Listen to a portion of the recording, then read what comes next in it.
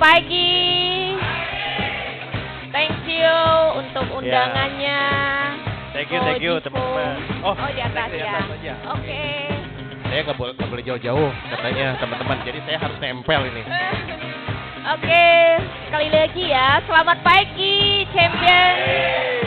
Oke, thank you sudah undang kami berdua. Perkenalkan, saya Mariana Hatiwijaya. Biasa dipanggil Mariana. Ini spos aku. Saya Manggala Ornadibio, dipanggilnya Angga. Iya, silakan duduk silakan teman-teman. Duduk dulu ya. Oke. Oh iya, Koko Cici saya panggilnya teman-teman aja kali ya, biar lebih enak ya. Oke.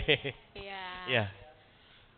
Oke, nah hari mari ini kita membawakan satu judul yang mungkin teman-teman apa nih gitu kan?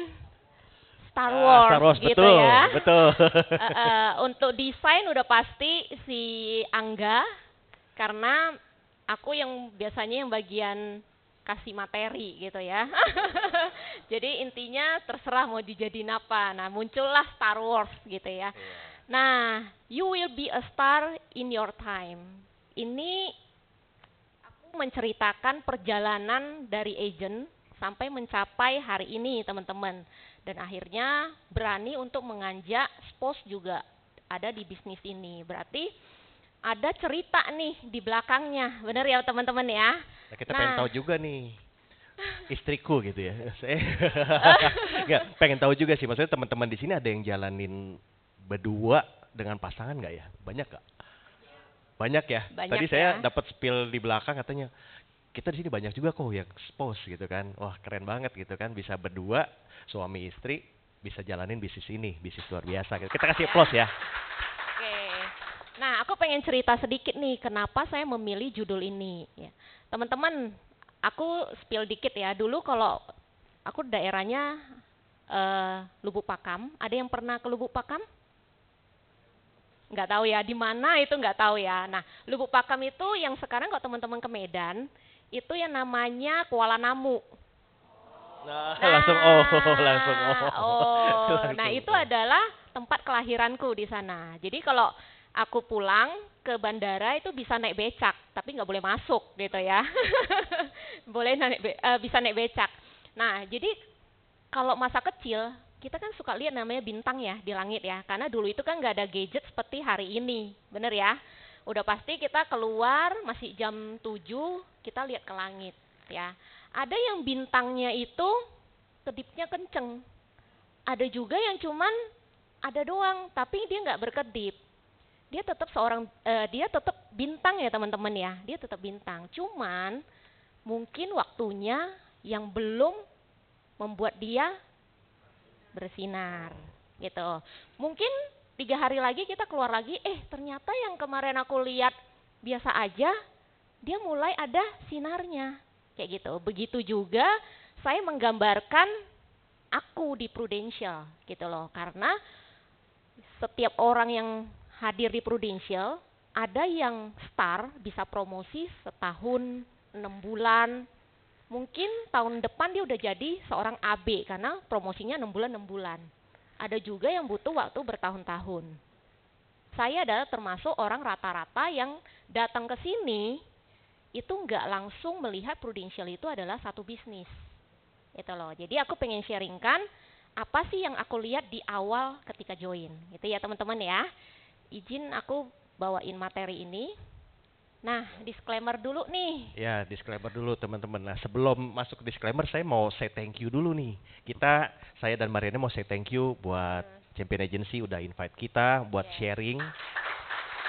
Buat Komul, buat leader-leader semua, thank you buat kesempatannya hari ini. Ko Jifung juga udah invite kita, thank you sekali. Tadi juga udah ditemenin sama Kolim sama Ko Arifin ya, thank you buat ditemenin ya. Hari ini kita bukan maksud untuk mengajari teman-teman ya, kita hanya sharing, maksudnya pengalaman kita selama kita berdua menjalankan bisnis ini. Gitu. Semoga apa yang kita sharingin bisa teman-teman pakai juga, bisa menguatkan juga teman-teman. Jadi kadang-kadang kan kita tadi cerita gitu kan, kita itu mengawali bisnis di Pru ini bukan sebagai orang yang star langsung gitu, tapi kita perlu proses. Tuh. Makanya nanti semoga sharing kita bisa membantu teman-teman juga, bisa diambil yang positifnya teman-teman. Jadi kalau nanti seandainya penyampaian kita atau ada sharing kita yang memang nggak sesuai dengan apa yang sudah diajarkan dari leader, balik lagi ya teman-teman. Ambil yang sudah leader teman-teman ajarkan. Itu aja sih teman-teman, disclaimer ini. Oke, kita next ya. Nah, kalau teman-teman pengen kenal kita lebih dekat, kita punya IG yang mungkin teman-teman mau follow, oke? Kita kenalan dulu. Saya lahir di Lubuk Pakam tahun 1982. Berapa banyak yang Medan Lang di sini yang bisa Hokkien? Samosir, ya, sekeluarga nih ya. Nah, Medan Lang, saya datang ke Jakarta itu tahun 98, yang teman-teman tahu tahun kerusuhan ya. Nah, ketika datang, sebenarnya sebelumnya itu pas kelas 5 SD itu aku pernah ke Jakarta. Ini sedikit kita ini ya mundur ya. Jadi tahun waktu kelas 5 itu aku pernah ke Jakarta karena yang namanya orang tua di sana mekanik mesin itu kan yang namanya kita punya bisnis itu ada naik ada turun. Nah, di saat itu udah anaknya ada 6, ya kan? Anaknya ada 6, otomatis ayah, mama yang punya anak 6, gimana caranya kasih makan? Bener gak sih? Makanya dulu itu kita yang penting kenyang. Masak nasi yang banyak, lauknya bagi-bagi aja berenam gitu loh, yang penting kenyang. Nah, di satu titik si papa, ibaratnya namanya usaha seperti itu, adalah dibohongin temen. Akhirnya bangkrut dan dia harus ke Jakarta. Nah, anak bungsu paling dekatnya sama papa. Gitu. Jadi singkat cerita, kita datang ke Jakarta. Teman-teman tahu saya ke Jakarta itu waktu saya kelas 5 itu naik namanya truk Fuso. Teman-teman tahu ya truk Fuso yang antar Sumatera, yang belakangnya itu bisa ditidur gitu ya. Nah, itu kita numpang buat ke Jakarta. Ke Jakarta kita punya siapa? Kita punya Cici nomor 2 itu merit datang ke Jakarta. Jadi kita tinggal di rumah dia sampai papa punya yang namanya kerjaan. Nah, tapi mama kan sama Cici semua di rumah masih di daerah. Singkat cerita, akhirnya saya dipulangkan balik lagi ke daerah. Dipulangkan. Kenapa? Karena kan papa harus berjuang di sini, kan nggak mungkin kita nginep terus di rumah Cici yang kedua yang dia udah punya keluarga, punya anak. Setuju ya? Akhirnya saya dipulangkan lagi sampai terjadinya 98. Tahun 98 si papa ngeliat si mama di rumah, aku sama Cici yang belum married itu ada 2 di rumah juga, anak gadis. Akhirnya dia bela-belain pulang. Teman-teman yang teman-teman tahu kerusuhan di daerah itu menyeramkan, karena teman-teman bisa baca berita di Jakarta juga mungkin sama gitu ya. Akhirnya dia pulang ke sana naik bus yang harus ngumpet gitu loh, karena kan muka Chinese-nya kental ya, dia harus ngumpet. Akhirnya sampai juga ke daerah dan bawa kami itu langsung ke Jakarta naik kapal laut gitu, naik kapal laut 98. Akhirnya saya sekolah di sini, SMA-nya di Immanuel ya. Ada yang anak Immanuel di Jelambar? Nggak ada ya. Nah, saya sekolah di Immanuel. Nah, yang namanya orang tua anak terakhir udah pasti sisa finansialnya dikit-dikit ya, udah paling ujung gitu ya. Saya sekolah di sini juga karena dalam tanda kutip murah di sini, jauh ya. Rumah saya di Kebun Jeruk, saya harus pagi-pagi diantar papa ke sini jam 6 kita udah jalan. Sampai di sekolahan itu mungkin belum buka, tapi kita singgah ke pasar dulu, belanja dulu. Akhirnya sekolah di sini sampai SMA 3. Gitu ya. Nah, bisa dilihat background saya itu, ini foto SMA saya, teman saya di sini cuman bisa dihitung jari. Jadi saya kok sekolah itu duduk paling depan, nggak ada yang berani di samping saya karena dibilangnya jutek. Dibilangnya jutek. Nah, di sini ada satu tim yang saya rekrut, ini teman SMA saya, dia juga cerita nih dulu sayanya jutek nih, gitu. Nah, ini yang tadi di foto yang saya berhasil promosiin dia menjadi AAB. tahun lalu, 2 tahun lalu ya. Saya promosiin dia menjadi AAB. Nah, itu adalah teman SMA aku gitu ya. Nah, satu-satunya anak yang kuliah. Oke? Saya bisa kuliah juga karena kasih karunia. Karena SMA nilainya bagus ya, ranking 1 setiap tahun, akhirnya saya mencoba membawa rapot saya ke BINUS. Nah, di BINUS ternyata dapatlah beasiswa, bayarnya cuma 8.100.000 untuk uang masuk. Yang penting masuk dulu, bener ya, yang penting masuk dulu. Ternyata setiap semester ada namanya beasiswa, sekali lagi, tapi IPK-nya harus bagus. Nah, gimana caranya supaya saya tetap bisa kuliah? Ya saya kejar yang namanya nilai bagus itu, IPK itu. Nah, semester pertama udah pasti kan pelajarannya, kata cici saya itu mudah, yang penting lu belajar, ya kan? Ya udah, belajar aja. Semester pertama itu IPK-nya 4, ya. Terus semester kedua IPK-nya pasti agak turun karena udah mulai agak susah. Nah, terakhir lulus dengan IPK 3,9 itu karena apa? Karena pengen selesain doang, karena bokap udah tua dalam tanda kutip, udah nggak punya penghasilan seperti cici-cici saya, dan cici saya nggak ada yang kuliah sebenarnya gitu loh. Jadi aku bilang nih, kasih karunia aku bisa kuliah di BINUS ya teman-teman ya gitu. Jadi BINUS itu belum semahal hari ini, dulu itu mungkin bagi teman-teman masih nggak terlalu mahal gitu ya. Dulu itu yang mahal itu kalau nggak salah itu Untar dulu ya. Oke. Sini banyak loh yang dari BINUS katanya ya. ada yang dari BINUS juga. Ada yang dari BINUS? Ah, pokoknya di belakang ada ya. BINUS ya. Oh. Oke. Nah, ini yang namanya kita kalau udah di sekolahin, ujung-ujungnya disuruh ngapain teman-teman? Kerja. Dan itulah mindset yang tertanam. Habis kuliah, kerja. Akhirnya kita cari kerja. Ya kan, cari kerja. Kalau BINUS itu kan ada yang lamaran kerjaan khusus BINUSian. Nah, saya lamar di situ. Akhirnya dapatlah yang pertama itu di Proin. Nah, Proin ini dia kumpulan anak-anak muda yang fresh graduate. Karena ownernya itu udah senior, udah rambut putih, dan dia demen ngajar. Ibaratnya kita masuk ke dalam, pokoknya dipermak deh. Dipermak ya. Nah, di sana saya kerja kurang lebih 3 tahunan. Untuk lingkungan kerjanya oke, tapi yang namanya kerja sama orang, apalagi bosnya udah rambut putih, agak-agak serem ya teman-teman ya. Yang hari ini disuruh ini, kita udah kerjain, besok dia berubah, gitu kan?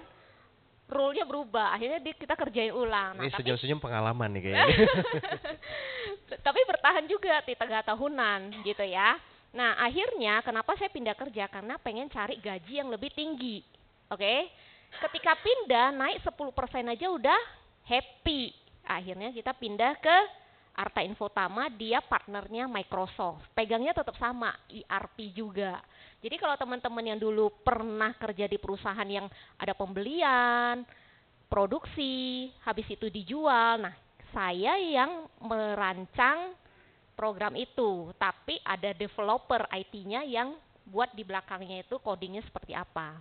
Jadi saya cuman infoin pokoknya sistemnya maunya seperti ini, ya kan? Nah, dia yang buat. Nah, habis itu balik lagi ke aku untuk tes errornya di mana. Nah, itu kerjaan aku dulu. Oke ya.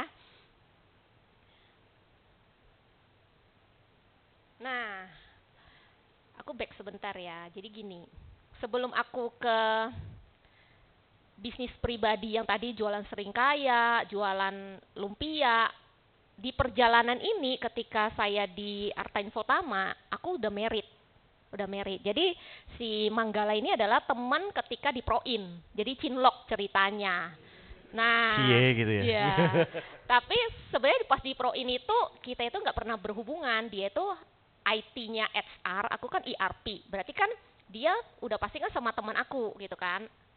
Nah, istilahnya dicesawin gitu, mau nggak dikenalin gitu, ujung-ujungnya dia juga gitu kan, cuman muter aja, akhirnya dikenalin.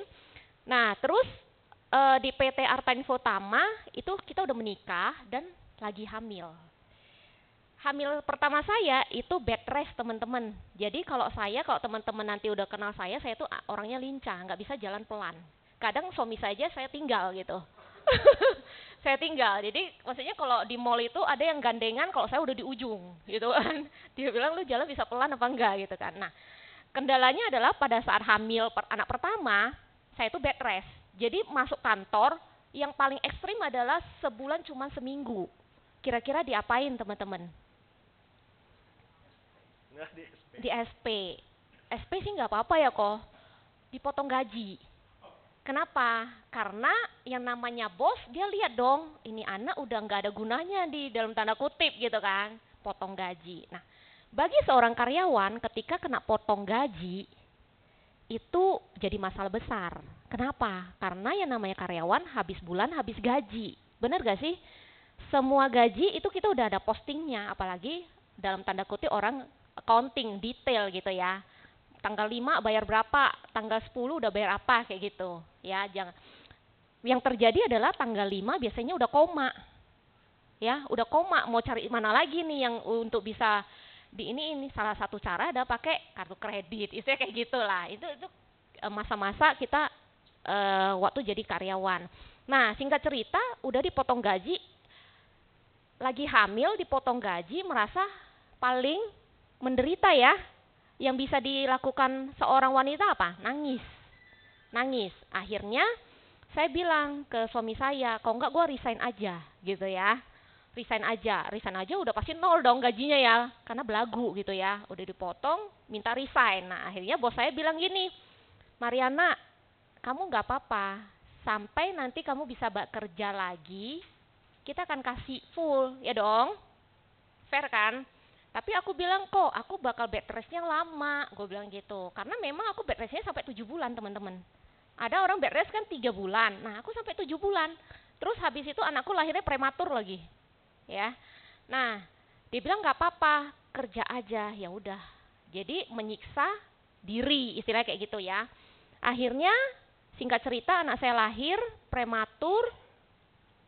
Dalam tanda kutip adalah ujung-ujungnya saya harus resign. Kenapa? Karena anak saya itu ada G6PD kalau teman-teman tahu. G6PD deficiency.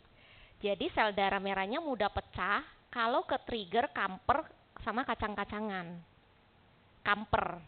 Jadi kalau misalnya saya hire suster atau mbak, itu kan jadinya kan resiko ya. Akhirnya singkat cerita, saya habis 3 bulan saya masuk kerja dulu. Jadi nitip mertua. Saya kerja, nah teman-teman ada yang kejadian yang menghebohkan. Pas masuk kerja ternyata junior saya itu tiba-tiba jadi head. Dramanya panjang ya. Kira-kira gimana nih? Yang tadinya junior tiba-tiba jadi head. Itu udah pasti confirm resign. Akhirnya saya masuk 2 minggu saya minta resign. Pasti prosedurnya kan harus ngajarin segala macam. Ya udah saya jalanin. Terakhir dia nggak kasih saya namanya referensi kerja. Saya mah udah bodoh amat. Karena saya udah nggak mungkin mau balik ke sana lagi. Gitu loh. Nggak pernah mau balik ke dunia karyawan istilahnya. Jadi saya nggak peduli dia nggak kasih saya referensi pun nggak masalah gitu ya. Jadi itu perjalanan saya ketika karyawan dan punya anak segala macam. Mungkin ini identik dengan teman-teman yang wanita. Kalau cowok kan nggak masalah ya, memang kodratnya harus kerja, benar gak sih? Tapi kalau kita wanita, ada masa-masa di mana kita harus berpikir 2 kali ketika kita punya anak. Apalagi anak kita yang kayak aku gitu loh. Akhirnya aku memutuskan jaga dia sampai kurang lebih setahun. Bosen juga ya teman-teman ya. Bosen banget, yang biasanya kerja harus jaga anak doang, kayak gitu. Nah, ketika bosen muncul ini, ibaratnya menghabiskan waktu-waktu nih, PO makanan. Di sini ibu-ibu siapa yang demen PO makanan? Yang buat apa nanti yang di grup, aku ada buat ini nih, di order. Nah, itu yang aku lakukan. Ya, aku jualnya ke teman gereja dan ini ke teman-teman yang kita waktu itu dulu tinggalnya di apartemen. Kayak gitu. Yang namanya teman-teman jual Srikaya, teman-teman tahu nggak Srikaya terbuat dari apa? Santan murni yang nggak boleh dicampur air, gula, telur, kuningnya aja sama pandan. ya. Cici yang di tengah udah fasih. Udah hafal Udah pasti hafal, ya, udah jangan-jangan fasih, kita fasih. seprofesi, Ci. Seprofesi sama ya. Nah, ini nggak tahan lama, bener gak sih? Kita buat, dan buatnya juga gak gampang di tim. Nah, awal-awal buat, itu kan saya kan minta cici saya ajarin yang di daerah. Awal-awal buat kita banyak loh buang, karena dia jadinya itu nggak bagus, pecah, ibaratnya santannya pecah. Akhirnya kita harus buang. Dan itu adalah modal yang kalau teman-teman bilang telur itu udah harus kuningnya doang, ya kan, gula, santan, itu kan costnya tinggi ya. Nah itu harus kita buang beberapa kali karena apinya kegedean lah, ngaduknya nggak bener lah, itu waste semua, itu harus dibuang. Nah habis itu saya juga buat yang namanya risoles gitu, risoles. Nah risoles ini PO juga, ada nasi tim tapi fotonya nggak ada ya, nasi tim.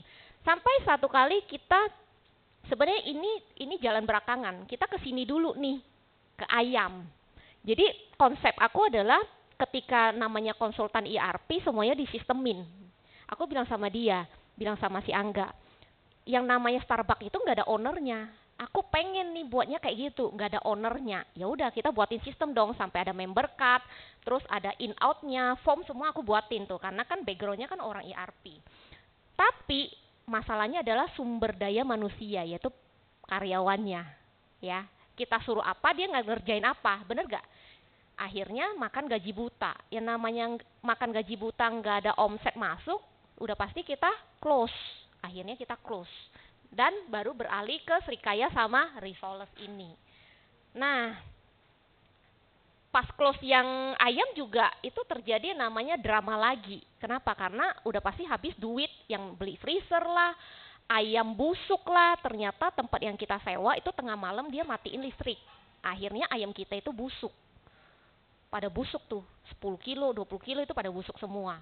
Akhirnya singkat cerita ya udah kita close aja gitu, karena memelihara dalam tanda kutip karyawan gak gampang karena lu gak ada di situ gitu ya. Nah itu challenging ketika aku buka usaha ya. Yang kalau ini ngandalin PO, aku mikir gak akan bisa kaya teman-teman, gak bisa kaya. Ibaratnya ketika dapat untung pun, untung itu balik lagi ke sana. Kapan gue bisa dalam tanda kutip gue bisa happy istilahnya ya. Oke, nah ini kita kasih ke Manggala. Kasih ke Manggala teman-teman. Iya. Nah kalau saya agak berbeda nih teman-teman. Boleh tahu nggak yang hari ini yang masih agent siapa? Ada ya beberapa ya. Yang A, B? Oke, berarti sisanya yang AB ya teman-teman ya. Nah ini saya mau sharing gini teman-teman. Jadi kan saya sempat bekerja sebentar nih. Nanti saya reveal ya di ini, maksudnya berapa lama saya bekerja gitu. Ada yang backgroundnya sebagai karyawan atau bisnismen? Oh lumayan banyak ya. Oke, dua-duanya ya. Oke, mungkin ini dulu. Jadi saya lahir di Bandung teman-teman. Jadi keren kan ya, orang Bandung ketemu orang Medan gitu kan. Jadi istilahnya bahasa yang satu pakai bahasa ayam, yang satu bahasa bebek gitu kan. Kalau di Sunda kan biasanya lebih halus gitu ngomongnya ya. Nah, ketemu istri saya yang dari Medan agak lumayan keras nih bahasanya gitu kan. Makanya tadi Mariana udah sempat bilang, kalau saya itu kata Mariana jalan cepet. Memang cepet teman-teman. Jadi kita ya kalau teman-teman ngelihat di mall gitu, kan pernah ngelihat kita sharing di sini gitu kan. Kalau ngelihat di mall tiba-tiba ada cowok cewek cepet-cepetan gitu di mall, itu bukan cepet-cepetan temen. Jadi kita bukan lagi marahan, bukan lagi balapan, kita memang jalannya cepet gitu. Jadi uber-uberan gitu. Jadi di situ maksudnya beda daerah ya gitu. Jadi saya itu anak pertama teman-teman dari 4 bersaudara. Saya kuliahnya di Bandung. Jadi kalau lahir itu besar di Pamanukan. Ada yang tahu Pamanukan nggak ya? Pamanukan tuh di daerah Subang gitu. Oh Cici tahu ya sih ya? Biasanya jarang tuh yang tahu Pamanukan. Nah saya besar di Pamanukan teman-teman. Sampai akhirnya SMP itu saya pindah ke Jakarta untuk SMP. Jadi konon katanya, kata mama saya, keluarga saya itu konon katanya orang cukup berada. Tapi saya tuh nggak pernah merasakan dibilang berada tuh seperti apa. Saya hanya dengar cerita dari mama saya, dibilang, katanya dulu mama papa engkong itu punya pabrik loh, dia bilang gitu. Oh iya iya iya gitu kan. Kalau kecil itu kan saya pikir oh ya keren banget gitu kan, punya pabrik es gitu kan, punya toko tembakau besar, punya bus banyak, armada gitu kan. Nah, cuman waktu pas saya lahir itu saya nggak merasakan itu. Saya cuma dengar cerita. Jadi kalau teman-teman seneng dracin gitu kan, CEO yang menyamar, nah itu saya nggak tahu nih, saya CEO yang menyamar atau bukan gitu kan. Karena taunya dulu, oh iya keren juga gitu kan. Katanya kamu kecil dulu naik BM loh, naik Mercy loh kesini. Oh iya iya iya, tapi saya nggak pernah merasakan gitu kan, katanya gitu. Nah akhirnya si papa itu kan bisnismen, dia nggak pernah kerja sama orang. Jadi dia banyak main tuh di pemanukan gitu kan, mainnya tanah, truk gitu kan. Nah, sampai suatu hari itu karena namanya bisnis ya, bisa naik turun tuh sama sama ceritanya si Mariana. Nah, kebetulan papa saya tuh turunnya lumayan turunnya bener-bener ngedrop jauh. Sampai satu kondisi tuh kita sekeluarga itu harus pindah ke Jakarta karena ngalamin kebangkrutan yang luar biasa. Sampai papa saya itu sempet down lah ya. Itu akhirnya kita pindah ke Jakarta. Saya yang waktu itu masih kecil, belum tahu apa-apa. Tiba-tiba sekeluarga harus pindah aja bener-bener. Harus bener-bener move gitu. Kayak kita apa ya namanya? Nggak ada kejelasan tiba-tiba udah harus pindah gitu. Akhirnya ke Jakarta SMP tuh teman-teman. Jadi saya mau kasih tahu gitu. eh, Dulu saya itu punya latar belakang itu yang nggak bisa ngomong, yang nggak bisa tatap orang, yang nggak bisa ngobrol. Penuh dengan rasa minder teman-teman. Karena istilahnya kan kayak seolah-olah pelarian dari daerah ke Jakarta gitu kan. Nah, akhirnya pindah tuh ke Jakarta semua. Sekolah di Jakarta. Semua akhirnya dede-dede juga ikut. Nah, akhirnya singkat cerita di Jakarta SMP, SMA. Nah, dulu itu SD. Kalau Mariana kan tadi cerita ranking 1 gitu ya. Nah, saya tuh SD nggak pernah ranking teman-teman. Nggak pernah ranking pokoknya. Ya, tapi nggak pernah ujung juga, di tengah-tengah lah, di tengah-tengah gitu kan. Nah, saya juga bingung, ada keajaiban apa gitu ya. Tiba-tiba waktu dari daerah saya ke Jakarta, itu saya bisa langsung ranking 1 teman-teman. Ranking 1, 2, 3, 1, 2, 3. Saya nggak pernah ranking 2 malah, nggak pernah ranking 3. Selalu ranking 1. Jadi masuknya masuk 1, 2, 3 terus gitu. Itu SMP. SMA, keajaibannya berlangsung. SMA 1, saya ranking 1, SMA 2 ranking 1, SMA 3 kayaknya udah mulai kebuka kali ya. Udah mulai berani ngomong, mulai berani banyak temen gitu kan. Drop teman-teman rankingnya. Tapi saya masuk IPA loh, gini-gini. Saya masuk IPA teman-teman. Akhirnya rankingnya ya udah turun. Cuman ya saya happy aja. Di situ saya banyak banyak temen. Kalau teman-teman tahu saya tuh SMA-nya di ini, teman-teman di Cengkareng, di Tarsius Viani kalau mungkin yang pernah lewat tinggal di daerah Cengkareng. Nah, saya sekolah di situ, teman-teman. Itu. Nah, itu saya banyak dapat teman-teman saya sampai hari ini di sana. Kalau tadi Mariana cerita, dia nggak punya temen. Nah, kalau saya temennya cukup ada lah, lumayan gitu. Jadi kalau perang-perang antar sekolah ya ada lah ya temennya gitu. Nah, lalu saya ngambil kuliah di Bandung. Karena perekonomian biasa-biasa aja si papa sama si mama, akhirnya kuliah ke Bandung pun kita milih di Parahyangan. Karena dulu pikir kan swasta yang lumayan keren apa ya gitu kan. Kalau yang lain kayaknya lumayan tinggi biaya. Akhirnya milihlah ke Bandung di Parahyangan. Akan tetapi Parahyangan itu cuma satu gelombang, gelombang masuk. Di ujung kalau teman-teman kuliah di mana? Di BINUS. Udah keterima mereka, udah bayar. Kuliah di mana? Di Untar. Kuliah di mana? Di UPH gitu kan.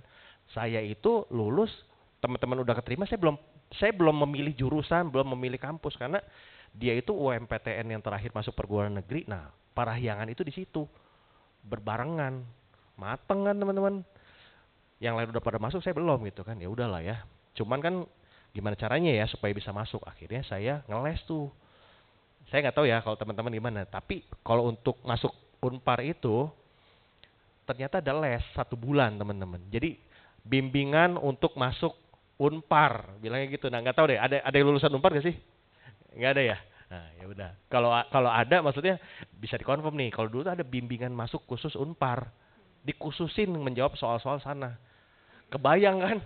Wah mateng ini. Tapi puji Tuhannya saya lulus, teman-teman masuk.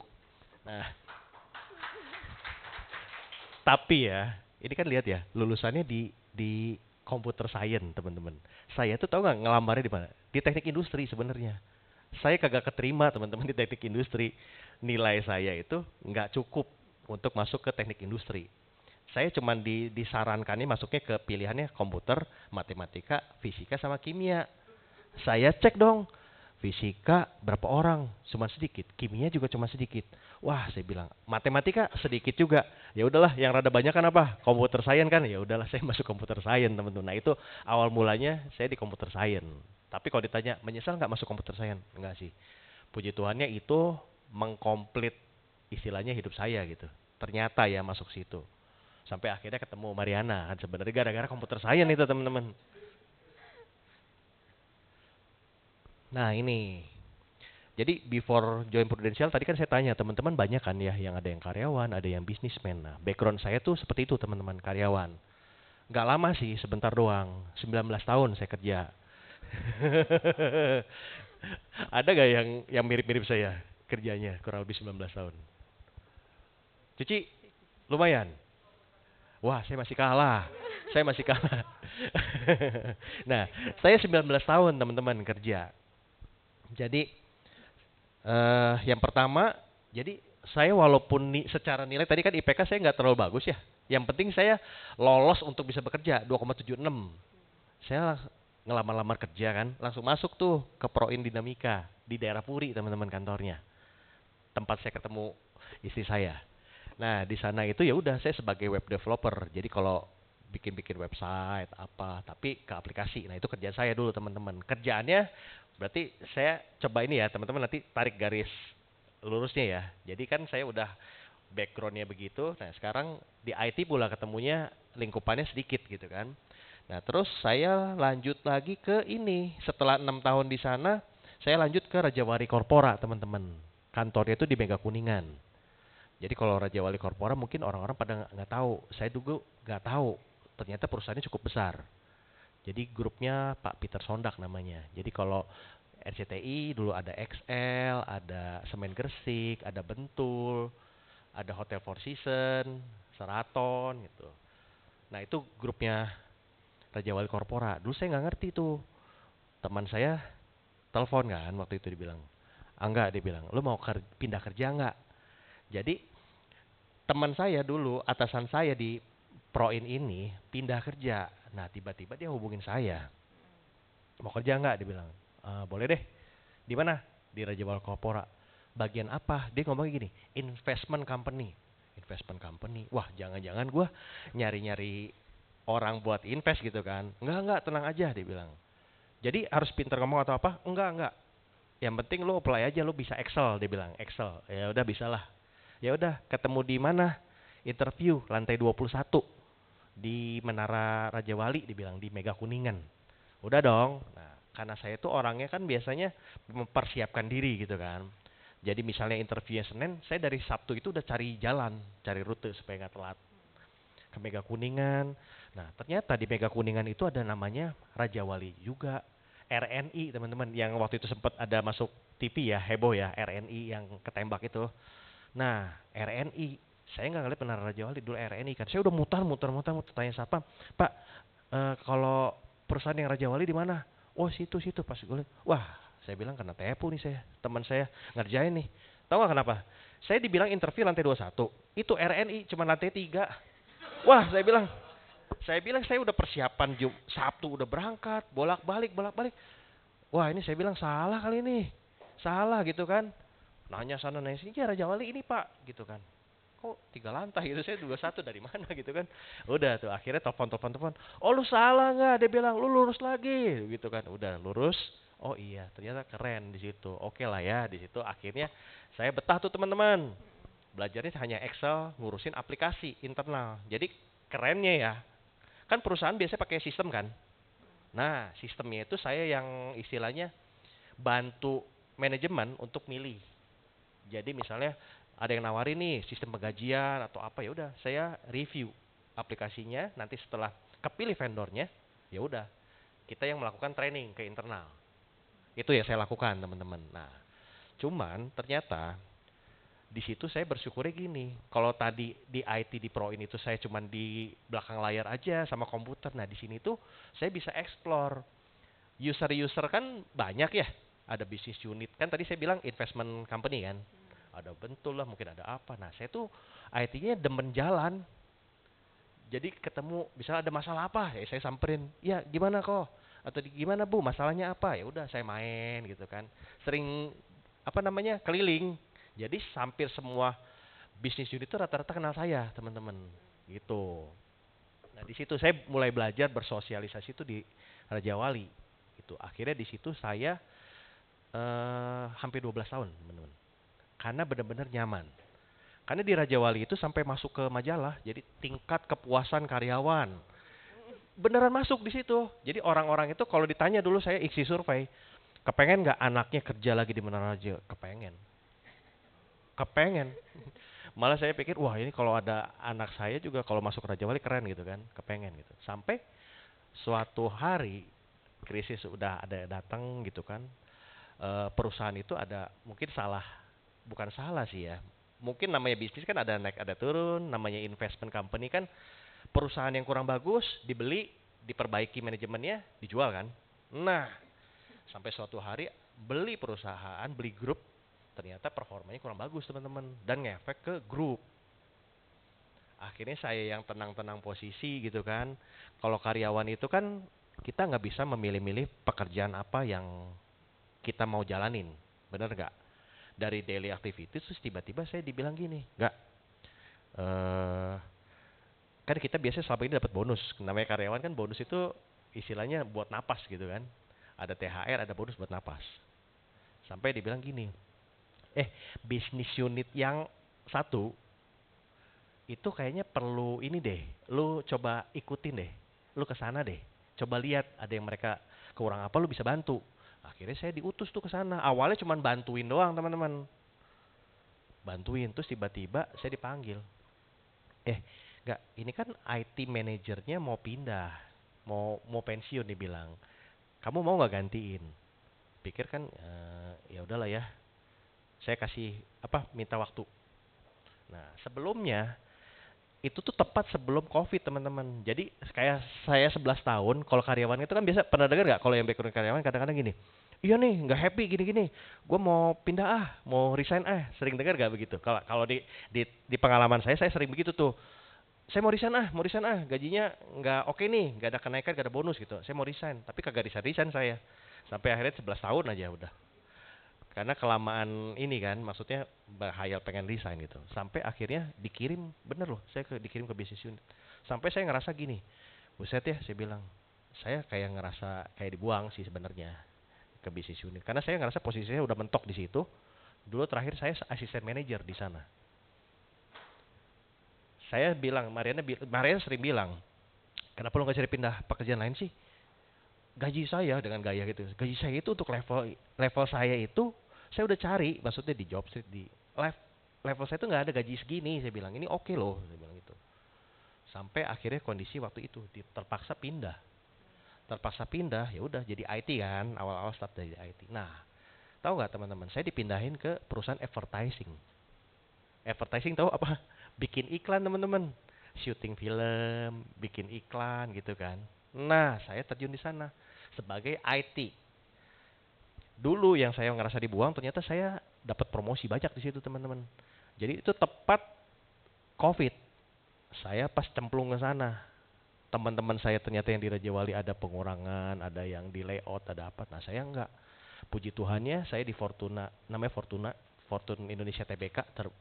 Itu saya secara karir lagi puncak-puncak itu. 1 tahun saya bisa dipromosi, ada 2-3 kali, naik gaji juga lumayan tinggi. Saya pikir, wah keren juga gitu ya. Dari yang terbuang, pikirnya ternyata malah cocok gitu ya kerja di situ. Nah, sampai peristiwa yang luar biasa datang teman-teman. CEO saya panggil, Angga dia bilang. Cewek CEO saya, dia bilang. Bilang kan Mas Angga, dia bilang. Kita mau buka divisi, dia bilang baru, bantuin dong, siapin websitenya, siapin ininya gitu kan. Ya nurut dong, namanya karyawan. Nurut kan. Begitu terakhir udah jadi semua, udah settle, dibilang gini, Mas Angga pimpin ya, maksudnya departemen itu. Matang loh teman-teman. Tahu nggak departemen apa yang saya buat? Departemen syuting film, video production. Jadi saya suruh bikin apa namanya? Iklan TV. Iya, salah satunya ya. Ultramilk itu saya pegang juga. Maybank, terus ada Lazada. Nah, kalau teman-teman lihat Lazada yang di YouTube atau apa, nah itu salah satu ada iklan yang cuma 6 second, 30 second, 15 second. Nah, itu saya bikin teman-teman. Jadi saya jadi ada pengalaman itu. Jadi ketemu syuting, bener syuting. Jadi, oke, take 1 2 3, kamera action, kamera roll, ya, take. Gitu. Jadi dari IT tiba-tiba suruh ngeliat layar, iya ngeliat layar. Ini kayak kurang bagus nih. Woi, keren kan? Ini kurang bagus nih, cahayanya kurang dari sini gitu. Sampai begitu teman-teman. Gitu. Perubahannya aneh ya. Nah ini, jadi kalau dari IT itu kayak begini teman-teman. Meeting gitu kan. Libur-libur juga suruh ke kantor. Lagi COVID-COVID, ke kantor dong. Siapin komputer. Ya datang gitu kan. Sendirian di kantor. Udah gitu ngurusin inilah bahasanya sama server gitu-gitu dah teman-teman. Kurang lebih dunia IT. Nah ini, dari IT ngurusin begini teman-teman. Ya nyambung lah ya. nyambung nggak? Sempat jadi model juga teman-teman. Model iklan. Nah, ini di bawah. Ini kan kayaknya siang ya. Jadi kalau teman-teman ngelihat yang di iklan-iklan itu, wah, siang-siang terang gitu kan ada orang lari apa. Itu jangan terkecoh teman-teman. Itu kita membuatnya subuh. Kita subuh-subuh. Ini subuh ini, udah jam 3 jam 4 subuh nih. Ini yang ini apa namanya? Kata Oma. Jadi kalau ada snack kata Oma yang telur gabus, nah itu saya bikin iklannya. Ini sama salah satu dari direksi Maybank. Ini bintang iklan teman-teman. Kalau lebih jelas ini saya nih, saya. Di situ juga ada. Saya tampak belakang. Gitu karena nggak ada orang lain karena saya bosnya di situ. Jadi, kok kurang orang. Jadi apa? Tampak belakang kok. Oke, ya udah. Jadi gitu, tampak belakang. Nah, puncaknya kerjaan ini dibilang saya menikmati iya. Karena happy kan. Tapi yang saya nggak menikmati itu waktunya teman-teman. Sampai suatu hari pas syuting ini nih, kenapa saya munculin sini? Karena ini titik baliknya. Pas syuting ini jadi gini, syuting ini tuh jam 5 pagi saya berangkat dari rumah, saya berangkat dulu ya, saya bilang gitu kan. Jam 5 pagi berangkat. Pulangnya jam 5 pagi besok, teman-teman. Pulang, dia bingung kan. Lu kemana aja sih? Ya syuting lah, saya bilang. Saya nggak mungkin tinggalin tim saya sendirian syuting, saya bilang. Walaupun yang syutingin ada gitu kan. Ya udah. Akhirnya saya, yaudah, anak-anak kan mau berangkat sekolah lah apa, dia bilang, jangan ganggu papa, dia bilang gitu kan, papa baru pulang, dia bilang gitu. Udah dong tidur jam 5. Tiba-tiba alarm gue bangun, jam 8 men. Saya bangun, lo mau kemana? Dia bilang, saya mau ada syuting lagi, jam 9 di Senayan City, dia bilang gitu. Syuting apa? Syuting Maybank. Jadi saya nge-shoot ini, ya ini salah satunya ya. Dia bilang, udah makin sepanang kan, dia bilang, lu kerja apa sih? Dia bilang. Lu kerja apa? Maksudnya dulu IT kan lu bilang oke lah ya, lu pengen jadi manajer, pengen jadi IT head gitu kan. Lu kan udah capek semua. Yang dulu kita awal-awal kerja pasti ada lembur-lembur, itu udah kalau levelnya makin tinggi kan udah gak pernah lembur. Nah ini kenapa kamu istilahnya level lu udah tinggi, cuma satu level di bawah CEO dan CFO. Kenapa lu harus melakukan ini semua gitu. Ya udahlah ya, gue bilang nanti lagi ya ngobrolnya, pokoknya gue harus berangkat gitu kan. Jam 8 pagi gue berangkat lagi syuting sampai jam 8 malam. Aku pengen tambahin Gitu. dikit nih. Yang pas syuting-syuting ini teman-teman tahu nggak? Barang di rumah juga dibawa. Kipas gue. All out lah, all out. Itu apa? Setrika uap. Dia bilang, gue bawa ya setrika uapnya ya. Buat apa? Kan kalau mereka talent gitu kan ada yang harus disetrika kan, datang itu. Jadi itu yang dibawa. Sampai ada satu barang yang dia bilang, aduh ketinggalan nih, ya udahlah nggak apa-apa ya. Akhirnya hilang. Iya. All out kan? All out. Kalau saya itu modelnya all out gitu. Ketika dikasih ini ya udahlah ya gitu kan, all out. Itu teman-teman, keren kan kerja di sini advertising. Nah, sampai akhirnya di stop tuh di situ ya, teman-teman ya. Kebayangkan perjalanannya dari yang naik turun dari sisi bisnis kesulitannya gitu kan. Nah, oke. Iya, jadi gini, awal aku ke Prudential itu aku yang join duluan nih. Jadi teman-teman agak skip ya. Jadi dari background aku, background Manggala. Nanti dia akan sambung tuh, gimana caranya dia bisa full time di Prudential juga. Nah, awal aku ketemu sama leader aku, Imelda, atasannya dia itu, leader dia itu, mungkin teman-teman kenal Hendrik Gunawan Jap, Eviligo. Nah, jadi itu adalah kakek leadernya kita. Tuh ya. Nah, teman Imelda ini adalah teman gerejaku, teman gereja kita. Pasangan muda rata-rata disuruhnya masuk Komsel ya teman-teman ya, Komsel ya kan, yang anaknya sepantaran. Nah, di hari itu aku masuk Komsel, ketemulah dia yang dia lagi cerita mungkin sama Cici gitu kan. Aku di Prudential loh gitu kan. Nah, aku yang lagi gendong anak yang masih kecil, gue cuma nanya, emang kantornya di mana gitu kan. Karena sebenarnya ketika aku lagi kerja di Asta Infotama, saya pernah direkrut oleh teman gereja juga. Tapi kantornya di Kuningan. Ketika saya lihat Manggala tiap hari ke Kuningan, pengen ke sana nggak?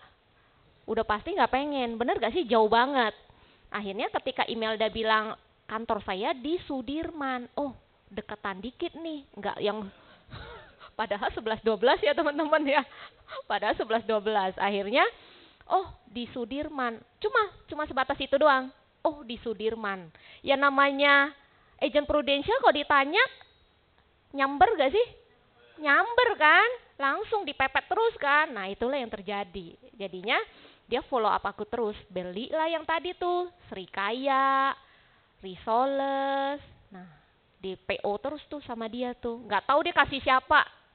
Yang pasti dia bukan konsumsi sendiri, yang ada dia diabetes gitu kan.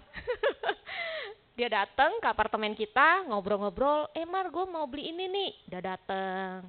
Ikut gak ke acara Sabtu? Nggak ikut. Kenapa? Karena dia masih kerja. Anak saya nggak ada yang jaga. Itu udah sepaket ya. Jadi kita nggak ikut. By the way teman-teman, itu tinggal 17 menit ya. Kita harus cepet nih. Oke. Nah, akhirnya singkat cerita, di 2014 itu aku resmi AAJI, hanya resmi. Kan dulu itu kita ada ikut fastat 5 hari ya. Fastat 5 hari. Hebatnya leader saya adalah setiap kali aku mau ikut fastat, dia yang jemput anak saya di sekolah. Itu. Jadi ketika teman-teman mengikut orang yang teman-teman ajak, itu adalah pasti si leader teman-teman itu pasti punya value. Apapun itu. Kalau saya ngelihat Imelda, dia punya hati. Tim gua perlu tong apa? Dia ayo jalan gitu. Ya. Jadi gue cuma ngelihat itu doang tuh.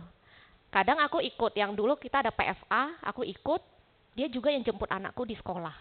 Gitu. Jadi value-value itulah yang aku lihat akhirnya saya mulai tergerak. Ibaratnya kayak kita menikah. Kadang ada yang menikah dijodohin kan? Dijodohin belum tentu kita suka, bener gak sih? Tapi kita bisa jadi suka ketika masuk rumah tangga itu dan dia baik sama kita. Bener ya? Sama seperti kita di Prudential. Mungkin di awal kita cuma ngelihat, oh leader saya. Nah, tapi ketika berjalan waktu dia memperlakukan kita dengan baik, harusnya kita bisa jatuh cinta. Bener ya? Tapi bukan menikah sama dia ya. Bukan menikah, kalau misalnya leadernya cowok, kita cewek, jangan sampai menikah maksudnya. Oke. Nah, akhirnya 2014 aku join, tapi hanya join aja, belum jalan ya. Di 2015-2017 juga saya masih punya PO-PO yang tadi tuh. Ditambah punya anak yang memang nggak bisa dikasih untuk diasuh orang lain istilahnya. Akhirnya 2015-2017 yang ditodong buat prospek siapa? Angga. Karena dia yang punya banyak teman kan tadi kan, dia cerita kan. Pokoknya ada masalah apa dia nongol gitu. Jadi kan kurang lebih dia kenal bisnis unit nih. Jadi dianya yang saya training istilahnya. Nah 2015-2017 sekali lagi saya nggak jarang ke kantor. Saya jarang sekali ke kantor. Orang yang jarang ke kantor, gimana caranya bisa prospek dengan benar? Ya, udah pasti di sini nggak akan ada apa-apa, nggak akan ada apa-apa. Nah, yang saya ajarkan ke dia apa? Cuman apa? Cobalah lu minta tolong nih prospek. Tapi prospeknya dia udah pasti nggak benar sekali lagi teman-teman, tahu ya? Karena nggak pernah ikut sistem. Udah pasti nodongnya, lu udah punya asuransi belum? Itu kalau 100 orang yang ditodong begitu mungkin cuma satu. Itu kalau hoki, bener ya. Nah caranya begitu di 2015-2017. 2018 meratap. Apa yang diratapin sih? Orang ini juga lu kagak ikut sistem, di sini berani meratap, ya kan? Meratap dalam arti kata, bener gak sih ini Prudential? Kok gua nggak menghasilkan apa-apa ya? Ya, di situ aku meratap cukup lama, itu setahun. Merenung. Apakah mau tetap di Prudential? Apakah balik ke karyawan yang aku udah nggak mau kayaknya? Apakah jadi business owner lagi yang tadi jual ayam atau gedein risol sama selai? Itu juga butuh modal ya teman-teman ya. Nah di 2018 saya mulai dapat yang namanya ilham dalam tanda kutip. Saya kayak kepengen nih hitung komisi Prudential. Bener gak sih dapatnya segitu? Akhirnya saya bilang sama leader saya, coba hitungannya gimana. Nah saya jabarin tuh di Excel tuh. Kalau misalnya promosi 300, dulu masih 400 ya kalau nggak salah ya. Dulu 400, promosi komisi saya berapa? Karena 2019 dulu itu masih unit link semua dan teman-teman bisa pukul rata semua 30%. Saya hitung kalau saya promosi AAB udah pasti komisinya lumayan nih. Nah disitulah saya mulai memutuskan untuk jalan benar-benar di 2019. Jadi 2019 itu adalah breakthrough. Breakthrough apa? Oke, gue mau benar-benar ikut sistem, gue mau setiap Sabtu datang. Karena anak saya di situ udah umur berapa? Kurang lebih 5 tahun, mau 6. Ya, udah lumayan gede itu. Saya mau ikut sistem, saya mau datang, saya mau dengerin, mulai jalan. Hanya memutuskan itu. Ya, saya hanya memutuskan saya mau dulu. Nah, teman-teman tahu nggak? Ketika kita memutuskan mau, itu kayak ada yang mendukung. Yang mendukung, teman-teman masih ingat gak 2019 ada apa? Belum, 2019 Januari. Yes, Prudential kasih semua orang yang plan C ke atas itu boleh pindah black card walaupun sudah sakit. Benar ya? Itu kayak mujizat bagi aku. Gitu loh. Itu kayak mujizat. Akhirnya saya pakai momen itu buat capai yang namanya promosi AAD. Dulu masih AAD. Saya capai AAD itu kalau teman-teman tahu di Juni-Juli saya udah capai. Pakai itu tuh. Dulu kan dia mau bayar per bulan pun tetap kita hitung full API ya. Bener ya? Nah, bayar per bulan tidak dihitung full API itu baru mulai 2000-an tuh. Kenapa? Karena yang terjadi ini nih banyak yang sampai 4000 kan yang ke Copenhagen kan. Nah gara-gara ini nih jadinya diubah. Kalau teman-teman masih ingat tuh. Jadinya bayar per bulan sekarang API-nya per bulan. Proporsional istilahnya. Nah gara-gara ini. Sampai kakek leader saya si Hendrik bilang, Mar dikit lagi. Kalau timnya lagi mesinnya lagi panas, disuruh dikit lagi jalan dong.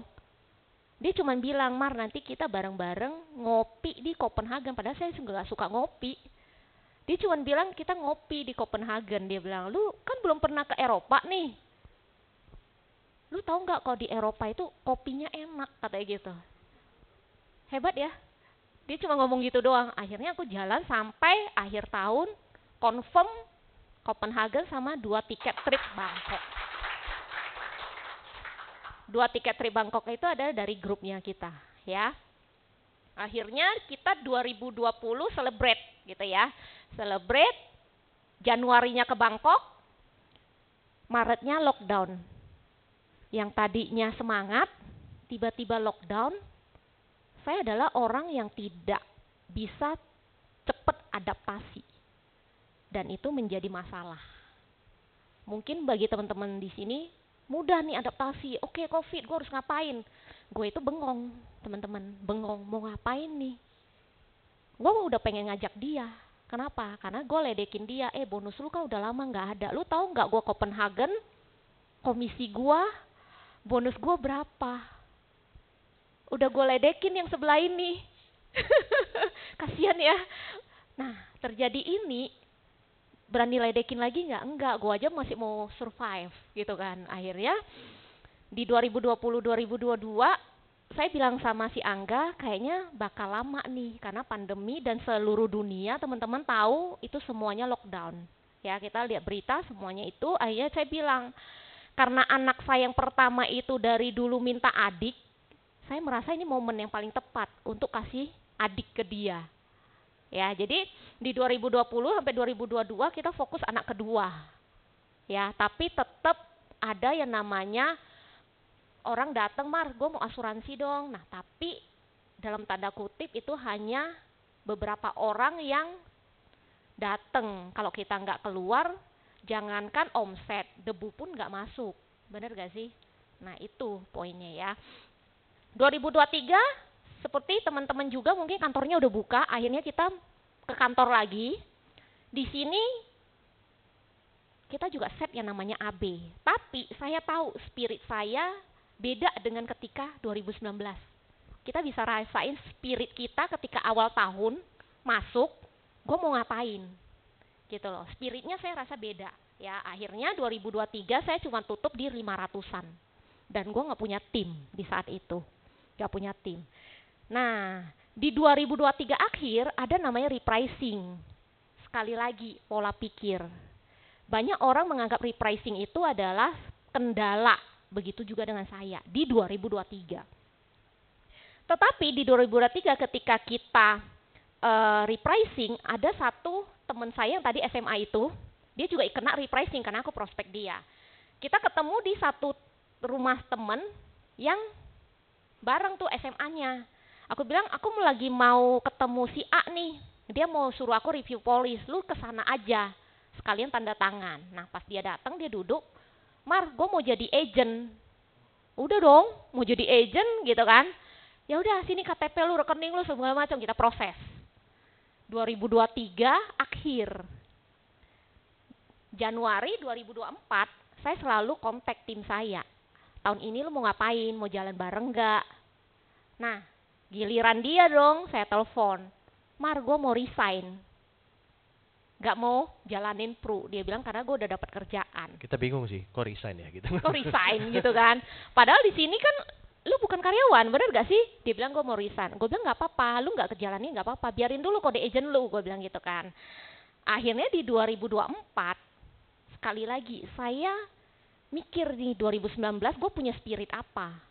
Gue bawa 2024, karena kan ini udah gagal teman-teman, ya kan. Saya bawa di 2024 Januari adalah yang penting saya promosi. Yang penting istilahnya ya. Akhirnya 2024 Januari saya telepon dia bilang mau resign. Habis sincia, dia WA, Mar, kode agent saya masih aktif. Aktif dong, gue bilang. Kenapa? Cici saya mau ambil polis buat anaknya. Sebenarnya itu cicinya itu adalah orang yang saya incer ketika saya awal-awal join di 2017-an. Karena cicinya punya konveksi, duitnya adalah. Itu yang saya mau. Tapi sekali lagi teman-teman, mungkin ketika dulu saya kan nggak ikut sistem. Kira-kira kalau ketemu cinya, dia mau closing nggak sih sama aku? Belum tentu. Karena isi kepalanya nggak ada. Ya.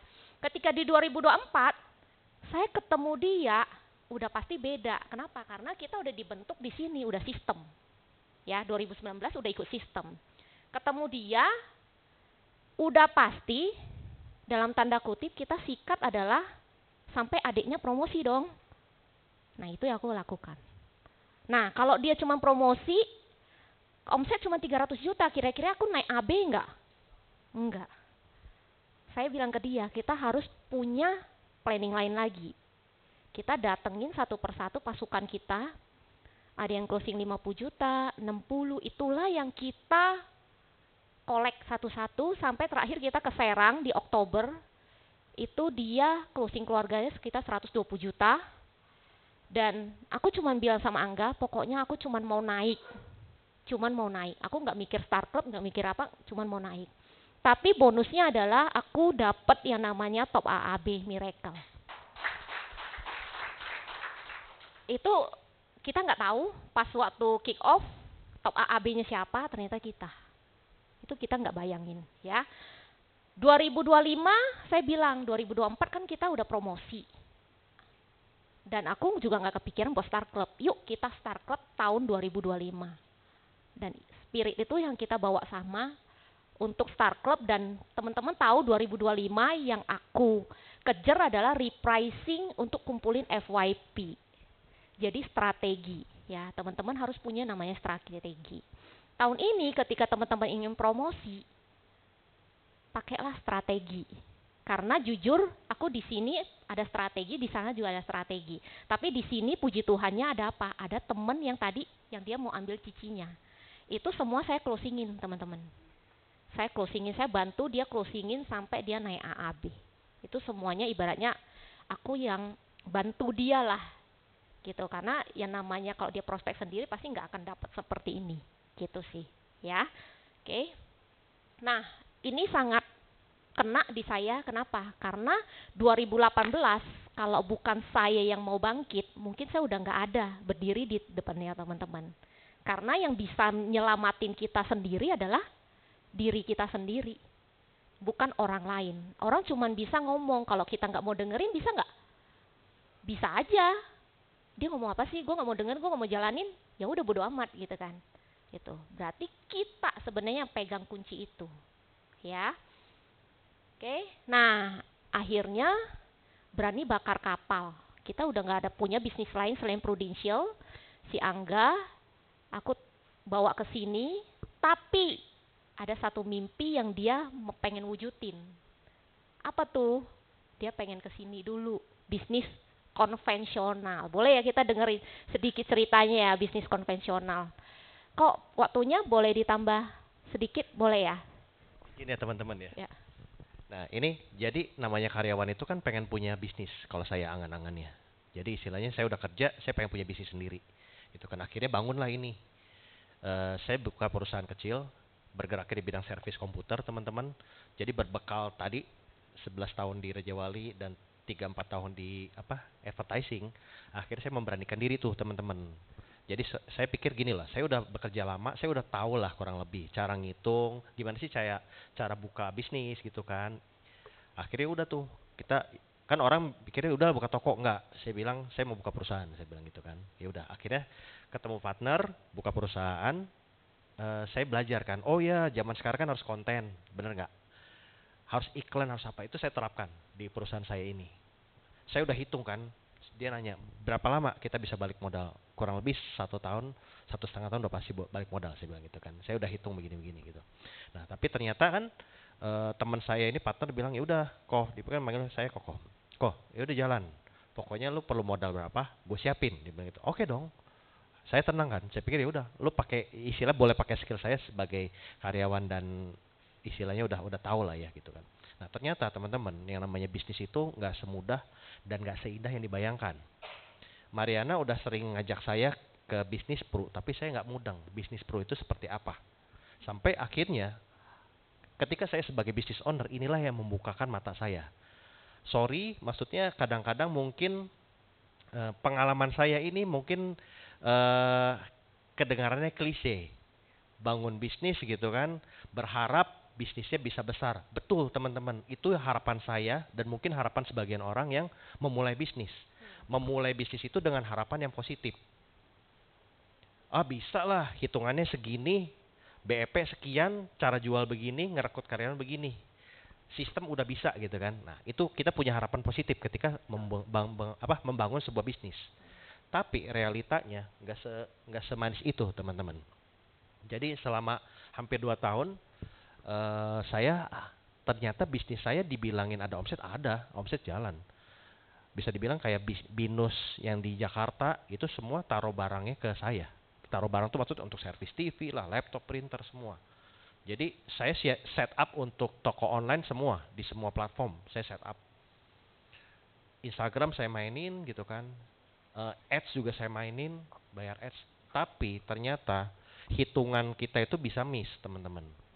Karena saya punya mindsetnya saat itu adalah mindset karyawan. Walaupun saya sebagai business owner. Nah kenapa akhirnya saya memutuskan memilih bisnis prudensial. Setelah 1 tahun jalan, kok setelah saya bakar kapal berarti kan saya nggak punya income ya teman-teman ya. 0 ya income saya ya. Dari head IT saya jadi income-nya 0. Semua fully bergantung sama income di prudensial.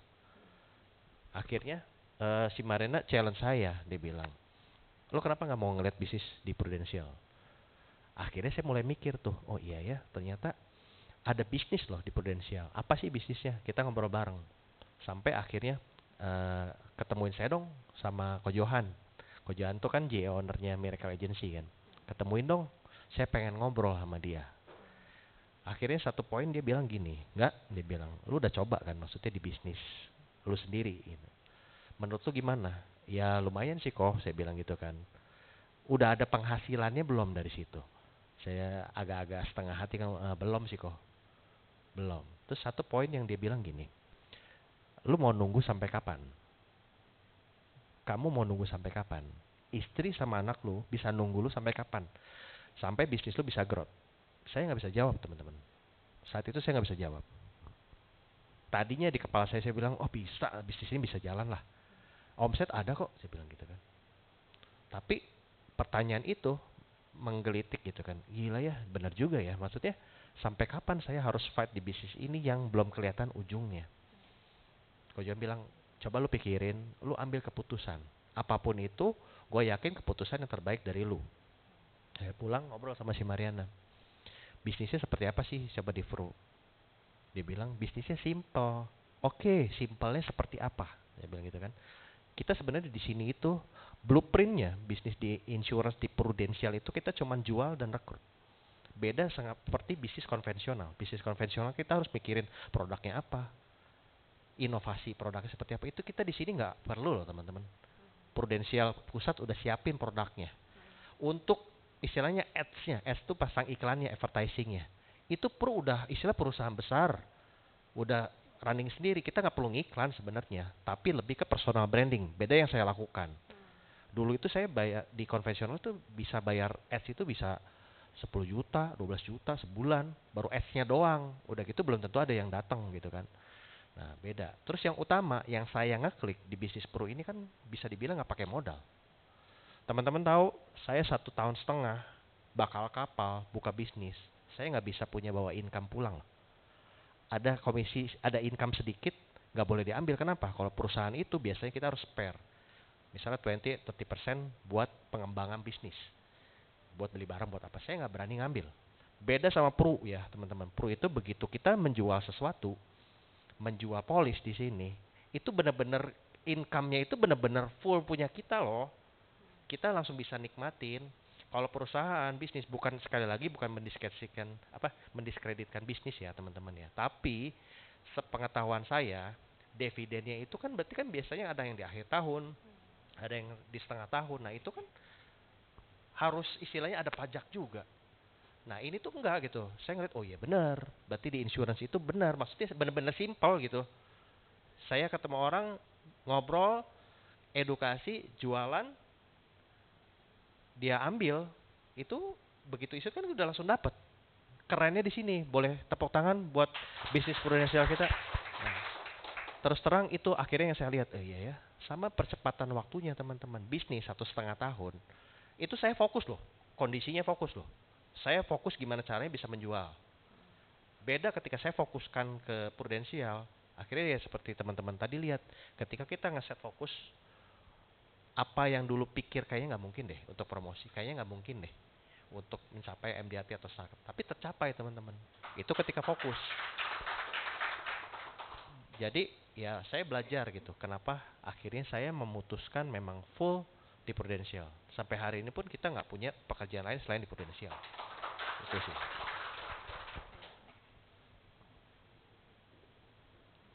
Nah ini satu teman-teman kenapa ini sangat penting. Kadang-kadang ini ada namanya failure disease, penyakit kegagalan teman-teman. Setiap orang itu ada namanya penyakit alasan. Jadi setiap orang itu mau kecil mau besar ada namanya penyakit dalih atau alasan. Biasanya orang-orang yang membuat alasan, saya waktu itu membuat alasan ketika saya nggak bisa menjalankan bisnis Prudential dengan baik awalnya, hanya fokus jualan nggak ngerti bisnisnya, itu hanya alasan yang saya buat. Jadi penyakit dalih atau alasan itu adalah sebenarnya bisa dibilang penyakit kegagalan teman-teman. Ketika membuat suatu alasan, itu bisa dipastikan kita sedang membuat kegagalan kita. Gitu teman-teman. Nah, orang sukses itu cenderung nggak membuat alasan teman-teman. Tapi orang gagal itu sibuk mencari alasan. Ini sebagai bahan refleksi, ini yang apa yang saya alamin. Gitu teman-teman. Nah, sebenarnya bisa dibilang itu nggak ada orang gagal itu. Tapi orang yang gagal itu sebenarnya dia itu nggak melakukan apa yang the bestnya dari dia. Makanya munculnya kegagalan. Kalau dibilang kegagalan gimana? Ya sebenarnya sih kita cukup sadarin aja kegagalan itu, tapi kita ambil hikmahnya, apa yang kita pelajarin dari kegagalan itu. Kalau teman-teman tadi lihat journey-nya kita, Maria tadi sharing kan. Kalau tadi lihat banyak yang silang-silang kan ya teman-teman ya. Makanya tadi di awal saya tanya, siapa yang agent, siapa yang AAB, siapa yang AB. Kita lama prosesnya di AAB.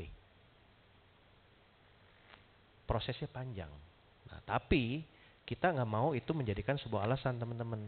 Kita istilahnya setiap tahun apa yang sudah kita achieve dan apa yang kita nggak achieve, di-reflect lagi. Sebenarnya itu juga karena kita nggak melakukan do the best-nya yang versi kita.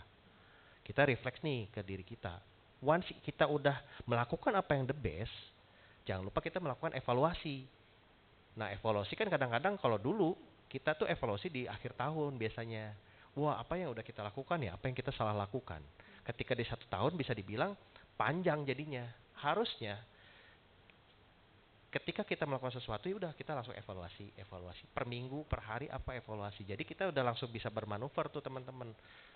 Gitu sih yang kita lihat dari soal penyakit alasan ini. Jadi bahayanya semakin sering kita mengulangi alasan-alasan itu, jadi alasan itu tuh jadi kayak bener 100% gitu tertanam di diri kita. Jadi kayak misalnya,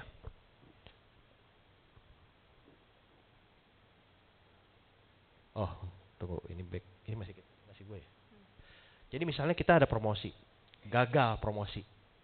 Bisa dong kita bilang, kemarin saya gagal promosi karena misalnya timnya nggak jalan nih. Ada masalah anak, masalah keluarga gitu kan. Itu kan jadi alasan kan. Sekali, 2 kali, 3 kali. Ketika kita sering mengucapkan hal itu jadinya masuk teman-teman di kepala kita. Beda halnya ketika kita, oke lah kita gagal promosi. Tapi kita belajar dari situ. Oh iya ya, kemarin itu saya ada step-step yang salah. Mungkin cara presentasi kita kurang bagus. Mungkin frekuensi yang kita yang sampaikan ke calon nasabah kita nggak nyampe nih. Tapi kita nggak pede gitu kan. Nah itu, belajar dari situ, diimprove, yaitu tanpa alasan jadinya. Nah, siapa yang kendalikan hidupmu ketika kita punya alasan? Kita bisa milih teman-teman, kita mau dikendalikan oleh alasan itu, atau kita milih untuk fight. Kita nggak pakai alasan-alasan itu yang menghalangi kita maju. Kadang-kadang orang yang pakai alasan itu gini, selalu pakai alasan kegagalan dirinya itu karena ada si A, si B, si C. Karena tim underwriting nih, polis saya yang harusnya udah bisa approve, enggak, jadi saya gagal promosi. Gitu. Pertanyaannya, kamu mau kita yang pegang kendali atau menyerahkan kendali itu kepada orang lain? Gitu. Sebisa mungkin kita pegang kendali ya teman-teman. Nah ini tadi yang saya udah bilang. Jadi orang gagal itu sebenarnya selalu mencari pihak ketiga, siapa yang bikin saya gagal. Gitu teman-teman.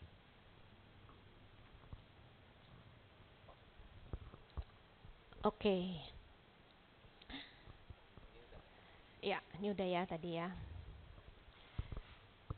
Oke, sedikit lagi ya teman-teman ya. Ini materi terakhir kita, the power of belief ya.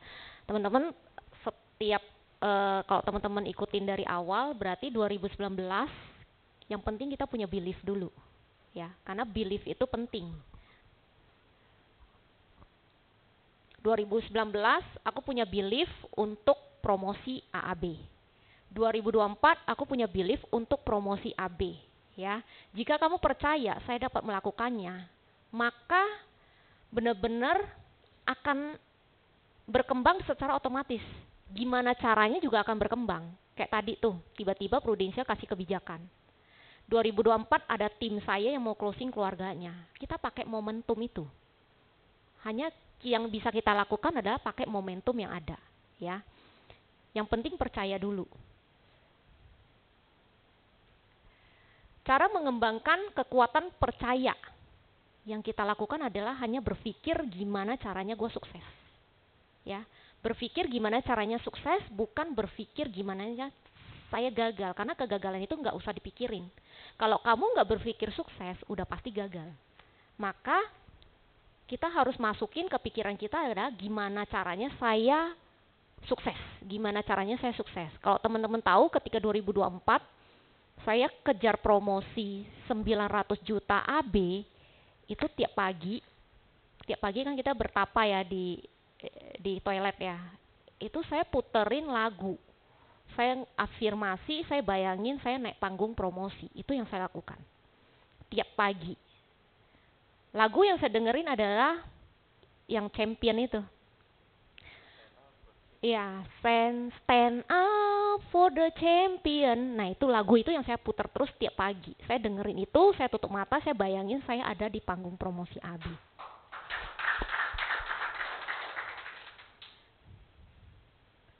Oke, saat menghadapi situasi sulit, teman-teman harus percaya saya akan menang. Saat bersaing dengan orang lain, saya sama yang terbaik dengan dia. Teman-teman jangan mikir, oh dia hebat nih, gua nomor 2 lah. Jangan teman-teman, kita itu sama ya. Karena pola pikir kita udah naik, otomatis kemenangan itu terjadi. Oke, jika peluang muncul, saya dapat melakukannya. Jangan mundur. Biarkan pikiran saya akan berhasil itu mendominasi. Teman-teman di sini ada yang ikut Arisandi nggak? Ada ya, Koko ya. Saya tahun ini coaching sama Arisandi. Dan buku ini kalau Koko tahu, ini sebenarnya dari Berpikir dan Berjiwa Besar. Yes, aku ambil dari sana. Kenapa? Karena ini adalah modal kita di bisnis prudential. Bisnis prudential itu butuh yang namanya belief. Awal saya masuk ke sini, saya nggak punya belief yang kayak tadi Angga ngomong. Kita mulai satu usaha, kenapa Koko berani habisin Gopetiau? Karena punya belief. Kenapa di Prudential nggak ada yang punya belief? Karena gue nggak taruh apa-apa di sini. Kalau teman-teman di sini taruh CM, Gopetiau, kira-kira teman-teman punya belief nggak? Saya yakin pasti punya. Orang gue mau BEP, benar gak sih teman-teman? Karena di sini nggak ada modal, makanya teman-teman belum punya belief. Tapi belief itu sebenarnya bisa dibangun seperti saya berjalan berproses sampai hari ini. Ya. Oke, thank you. Oke, biarkan pikiran saya akan berhasil itu mendominasi. Ini penting ya teman-teman ya. Karena di Arisandi selalu diajarkan adalah pola pikir. Oke, berpikir sukses mengkondisikan pikiran untuk mencari jalan keberhasilan. Karena otak kita itu pinter, sekali lagi. Otak kita itu pinter. Sesuatu yang positif itu kita harus masukin. Tapi kalau yang negatif nggak usah dimasukin. Itu otomatis ada. Kenapa? Trauma. Setiap kita itu punya yang namanya trauma. Itu yang Arisandi ngomong. Ya, makanya kita butuh yang namanya baca buku, ikut seminar. Nanti 23, 24 kita akan ikut LCTW-nya Arisandi, dia ada di Jakarta. Saya bukan sponsor, tapi untuk teman-teman yang mau ikut boleh tuh. Ya, Life Core Transformation. Arisandi ada di Jakarta. Oke. Ingatkan diri secara teratur kalau kamu lebih baik dari yang kamu kira. Hati-hati teman-teman, kita itu paling suka merendahkan diri kita sendiri. Bukan orang lain loh, tapi diri kita. Ketika kita menganggap diri kita kecil, maka gimana membuat orang lain melihat kita besar? Itu nggak mungkin. Ya, makanya ingatkan diri secara teratur. Kita harus ingat nih. Keluar ini aja kita udah bisa lupa. Makanya kenapa dibilang ingatkan diri kita secara teratur. Kalau kita lebih baik dari yang kita kira, gue itu the best loh. Makanya citra diri itu penting, gitu ya. Orang sukses bukan manusia super. Mereka hanyalah orang biasa yang mengembangkan kepercayaan kepada diri sendiri dan apa yang mereka kerjakan. Gue percaya, gue kerjakan. Gue percaya, gue kerjakan. Itu sebenarnya yang dilakukan. Ya. Oke. Kita slide berikutnya. Nah, percaya besar, ya. Kita harus percaya kalau kita itu bisa besar. Jangan nganggap, enggak lah saya biasa aja. Udah biasa tuh. Ya, justru kita yang harus menanam pikiran kita sendiri. Saya hebat. Gitu. Setiap pagi kita di kaca, saya luar biasa, saya hebat. Itu yang harus kita afirmasi terus, ya. Oke. Nah, ketika saya 2024 yang ketemu sama cicinya tim aku, sebenarnya kesempatan itu ada, tapi kalau persiapannya nggak ada, saya nggak mungkin tembus dia. Di saat itu tahun kedua dia bayar asuransi Aksa. Dia ditawarin bank asuransi Aksa itu 300 juta. Itu tahun keduanya dia. Setelah saya review, teman-teman tahu nggak di Aksa itu ada berapa penyakit kritis yang di cover? Hanya 4. Di situ dia shock. Masa cuma 4? Di Prudential ada 60 jenis. Di dia cuma 4. Cancer, gagal ginjal, jantung, sama satu lagi stroke. Kalau di luar itu kira-kira dibayar nggak? Enggak. Dan dia sudah masuk tahun kedua. Udah habis 600 juta. Dan bayar 10 tahun, teman-teman. Sedih nggak sih? Sedih sih, tapi lu telat ketemu guanya. Gitu. Saya bilang sama dia, Cici di sana, gua nggak pernah mau suruh orang tutup polis. Tapi saya kasih Cici backup PCB 88. Saya kasih dia itu, backup PCB 88. Dia ambil lagi sama kita, kurang lebih ya Sapetio itu. Sama ya teman-teman ya. Ibaratnya gue nggak rela lu bayar Aksa Sapetio, lu nggak bayar gue Sapetio. Itu yang saya mau. Ya, tapi tetap harus ada namanya persiapan. Gimana cara kita ngomong sama dia. Karena orang punya duit, kita nggak boleh ngomong bertele-tele. Dan saya bukan orang yang bertele-tele. Saya to the point sama dia. Gitu. Oke. Kita next. Nah, ini ada video. Sebentar ya. Ada video nih, boleh diputerin. Ya, tiap orang punya caranya sendiri. Mungkin ada yang guling-guling gitu ya. Ada yang merangkak tuh. Tapi gimana caranya? Teman-teman pasti AB. Ya, ingat. Teman-teman pasti AB. Ya. Mau bintangnya bersinar hari ini, tahun depan, teman-teman pasti AB. Ingat itu. Ya, jangan melihat diri teman-teman itu kecil. Semua kita sama. Ya, semua kita sama, kita bisa bersinar pada waktunya. Oke. Oke, aku next. Nih. Everyone is a star and deserve the chance to shine, ya. Semua punya hak untuk bersinar dan kesempatannya. Oke? Lihatlah kalau teman-teman itu punya kesempatan yang sama, punya kepintaran yang sama. Jangan nganggap, oh dia bisa, gua enggak. Itu buang jauh-jauh. Ya, kita semua sama. Teman-teman, thank you buat hari ini. Semuanya stay sampai ujung. Oke, thank you buat Champion Agency yang sudah ngundang kita. See you at the top. Thank you.